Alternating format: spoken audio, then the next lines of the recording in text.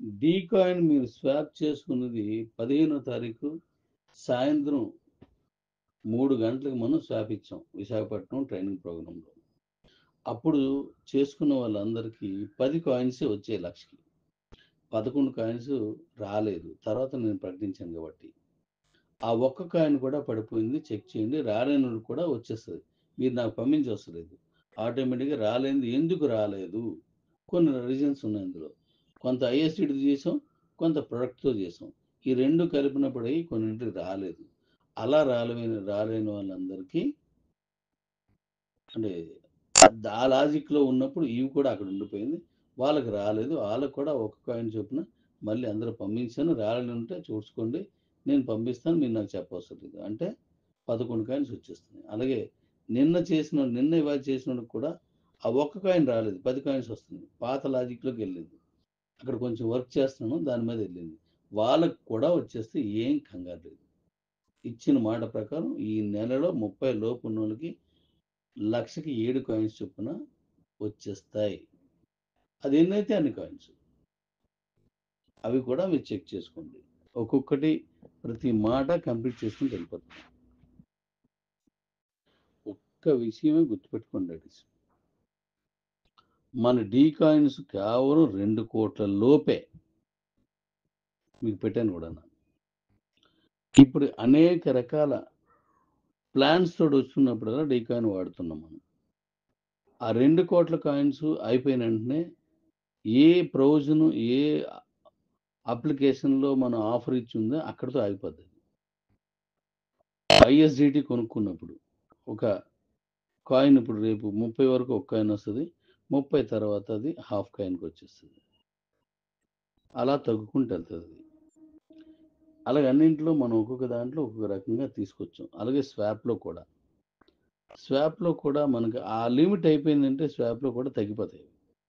ఎందుకంటే నా దగ్గర ఉన్నవి కేవలం 2 కోట్ల లోపు కాయిన్సే. దాని తాలూకా ట్రేడింగ్ మీకు మహా అద్భుతాన్ని చూపిస్తాను నేను. అలా రాశాను. అలాగే ఈ నెలలోనే నేను ఈ బీసీటీ కాయిన్ లిస్ట్ అవుట్ చేస్తానని చెప్పాను. కానీ ఇప్పుడు మనకు డీ కాయిన్ అని డాడీ రోబోట్ అని అది కేవార్టని పెట్టడం వల్ల ఆగాను. లేకపోతే అది 26 లేదా 27 నేను రిలీజ్ చేయడానికి రెడీ చేసి ఉంచాను. సరే వీటి వల్ల కొంచెం ఈ స్టేబిలైజ్ చేసి ఇందులో ఉన్నవన్నీ చూసుకొని నేను అది కూడా ఇచ్చేస్తాను. అందుకోసం ఆపాను. ఇక్కడ మనకి ఈ డాలర్స్ దొరకట్లేదు. ఇప్పుడు బోల్డ్ మంది చేసుకోవడానికి ఉన్నారు కానీ దొరకట్లేదు. అవి ముందు అడిగితే 10 రూపాయలు, ఒక 94 రూపాయలు, మరి డబ్బులు పట్టుకొని వచ్చేసరికల్లా 95 రూపాయలు మార్చేస్తున్నారు డాడీ అంటున్నారు. దానికి ఒక చక్కటి పరిష్కారాన్ని నేను రేపు మంగళవారం నుండి ఇవ్వబోతున్నాను. మీకు ఇంకా ఇంతకు ముందు ఎంత ఫ్రీగా మనం కీబోర్డ్ చేసాం అంతే ఫ్రీగా మనకి ఆ సమస్యను కూడా క్లియర్ చేస్తున్నాం. ఇప్పుడు నెక్స్ట్ మనం మాట్లాడేది ఇంపార్టెంట్, ఇది వినండి. K wallet. ఈ కే వ్యాలెట్లో మనకి ఇప్పుడు సైట్ కొంచెం ఆగడం, ఆన్ అవ్వడం చేస్తుంది. ఇక్కడ కొన్ని ఎర్రర్స్ వచ్చాయి మనకి. నేను చెప్పాను కదా, ఏదైనా ముందు కొన్ని ఎర్రర్స్ ఉంటాయి. కిబో అలాగే నడిచింది. క్యూ లైఫ్లో అయితే ఇంకా దారుణమైన బాధలు ఫేస్ చేసాం మనం. ఏదైనా సరే ముందు అలాగే ఉంటుంది. బిల్ గేట్స్ ఇచ్చిన సరే అంతే. ఎవరైనా సరే ఎర్రర్స్ వస్తాయి. ఆ ఎర్రర్స్ వచ్చినప్పుడు మనం చూడకపోవచ్చు, అక్కడ ఉన్నటువంటి వాళ్ళు చూస్తారు. ఇప్పుడు ఇందులో వచ్చిన ఎర్రర్లు ఇప్పుడు వచ్చిన కొత్త వాళ్ళు చూస్తారు. ఓ నెల రోజుల తర్వాత వచ్చిన వాడికి తెలియదు, చక్కగా వెళ్ళిపోతామని తెలుసు. అలాగే మనం మళ్ళీ చెప్తున్నాను, తల్లి గర్భం నుంచి వచ్చిన మనం బాలరిష్టాలు అంటాం. అమ్మని అడిగితే తెలుస్తుంది, ఆడవాళ్ళని అడిగితే తెలుస్తుంది, పెద్దవారిని.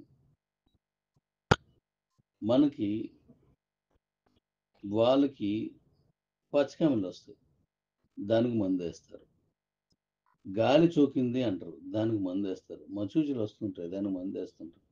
ఇలా వచ్చే ప్రాబ్లమ్స్ అన్నింటినీ ఆ అమ్మ తన ఒడిలో చక్కగా దాచుకొని ఆ ప్రాబ్లమ్స్ అన్ని సాల్వ్ చేసి మనంతరం మన నడిచేలా తీసుకొస్తుంది. ఈ మధ్య ఎంత ఘర్షణ పడుతుందో తెలుసా? ఎందుకంటే గర్భం లోపల సురక్షితంగా ఉంటుంది. అమ్మ కడుపులో నేను, నువ్వు అందరూ సురక్షితం. అంతకు మించిన సురక్షితమైన ప్లేసు ఇంకా జీవితంలో మనం చూడలేం. అమ్మ అమ్మ గర్భం అంత గొప్పది. దాంట్లో నుంచి మనం బయటికి జన్మించిన తరువాత ఇక్కడున్న గాలిలో తేడాలు, ఆక్సిజన్‌లో తేడాలు, ఫుడ్‌లో తేడాలు రకరకాలయి ఉంటాయి. నేరుగా అమ్మ జీర్ణం చేసుకొని తన తల్లి ప్రేగు ద్వారా లోపలికి ఇచ్చేటువంటి ఆహారాన్ని కాస్త బయట నుంచి పాల ద్వారాను, పెంపుడు పాల ద్వారాను, డబ్బా పాల ద్వారాను మనం తీసుకుంటాం. ఈ ప్రెషర్‌ని బాడీ తీసుకోక ఆ ప్రాబ్లమ్స్ అన్నీ వస్తాయి. ఇదే మాదిరిగా మనం సాఫ్ట్‌వేర్ మేము తయారు చేసినప్పుడు అది చాలా క్లియర్‌గా మాకు భలే పనిచేస్తది. ఓ 100 మందో, 1000 మందో వెళ్ళినా అది జంకదు. కానీ ఒకసారి మార్కెట్‌లోకి వెళ్ళిన తర్వాత ఒక్క సెకండ్‌లో ఎన్నొస్తున్నాయి. ఒక్క నిమిషంలో ఎంతమంది హిట్ చేశారు? ఎలా వాడుతున్నారు? ఇవన్నీ కలిపి దాని మీద ప్రెషర్ పడతాయి. మనం వచ్చిన రోజే లక్షల వేలాది మంది హిట్ చేసాం మనం. ఆ రోజు సైట్ ఆగిపోతుంది. మళ్ళీ అనేది ఆగిపోతుంది. ఇలా తల్లి గర్భం నుంచి వచ్చిన పిల్లడ మాదిరిగా. ఇప్పుడు దాంట్లో కొన్ని ఎర్రర్స్ వచ్చాయి. మసూచి ఇలాంటివి వచ్చిన మాదిరిగా. అవి చేస్తున్నాను ఆ బగ్స్. ఓటీపీలు తీసేసాను. చేశారు. మరి నిన్న ఓటీపీ అడిగింది. అవన్నీ ఇప్పుడు చేస్తున్నాను అన్నమాట. అవి కొంచెం ఓపికగా చేసుకుంటూ వెళ్ళాలి. ముందొచ్చిన వాళ్ళకి మందేసుకోక తప్పదు.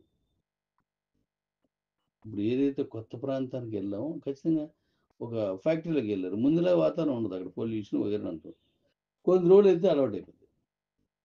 ఇక్కడ కూడా అవన్నీ మనం సెర్చ్ చేయడానికి టైం తీసుకుంటుంది. చక్కగా చేద్దాం.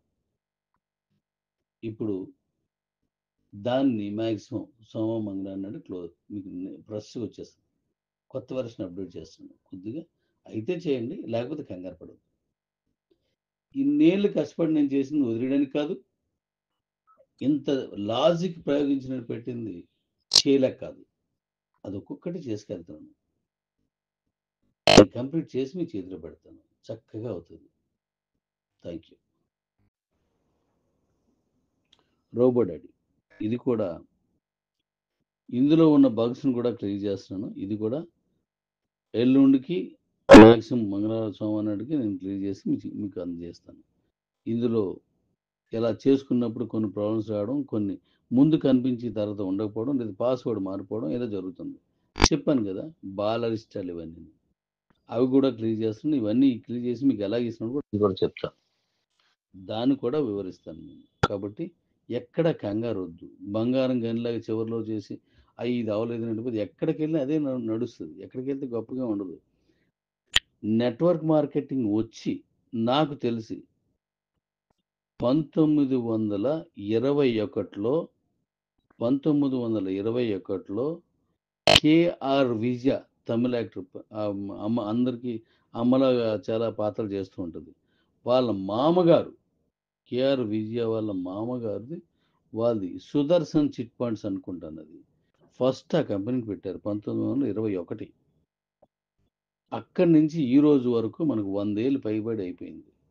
ఈ 100 ఏళ్ల పైబడిలో వచ్చిన కంపెనీలో మిగిలినవి ఎన్నో తెలుసా? పెయిర్లెస్. అది ఇప్పటికీ మూతపడలేదు. కానీ బిజినెస్ పాతోట్లు కానీ ఇచ్చుకుంటూ వెళ్తుంది. ఆ తర్వాత కొన్ని కంపెనీలు కొన్నాళ్ళు నడిచినా సహారా లాంటి కంపెనీలు ఇలాంటివి ఆ తర్వాత అంటే ఇన్వెస్ట్మెంట్ కంపెనీలు అవడం వల్ల మరో కారణం మీద కొన్నాళ్ళు నడిచి ఆగిపోయాయి. తర్వాత ఇంక ఏ కంపెనీ లేదు చెప్పుకోవడానికి ఉన్నాయి. అంటే ఒక కంపెనీని లైఫ్ టైం నిలబెట్టడం అంటే ఈజీ కాదు. ఎందుకు ఈ మాట చెప్పానంటే మీరు ఇంకో కంపెనీ ఉంది, ఇంకో కంపెనీ ఉందని చెప్పేసి మీరు వెళ్తున్నారు కదా! వెళ్ళండి పర్లేదు. కానీ మన దాన్ని విడిచిపెట్టకండి. ఎందుకంటే నాకు అన్ని సంవత్సరాలు, అన్ని వందల సంవత్సరాలు ఇది అవసరం లేదు. ఒక బిట్ కాయిన్ లాగా దీన్ని మార్చేస్తున్నాను. నా అవసరం, మీ అవసరం ఉండదు. ఇది ఆటోమేటిక్‌గా నడుస్తది. రేపు 26కి 2026, 27, 26 చెప్పాను కదా! పోనీ మీరు 27 అనుకోండి ఎనఫ్. అంతవరకు నా ఆధ్వర్యంలో ఉంటే చాలు. దాని తర్వాత నా అవసరం దీనికి ఉండదు. దాని తర్వాత మీ ఎవ్వరి అవసరం దీనికి ఉండదు. అలా చేస్తున్నాను. ఎందుకంటే ఇంక మళ్ళీ దీన్ని రీకలెక్షన్స్ లాంటివి ఏమి ఉండవన్నమాట. రిఫరల్స్ అవి ఉండవు. నేను వాయిస్‌లు ఇవ్వడం ఉండదు. రేపు డిసెంబర్ తర్వాతే ఉండదు. వాయిస్‌లు ఇవ్వడం ఉండదు. అయ్యేం ఉండవు.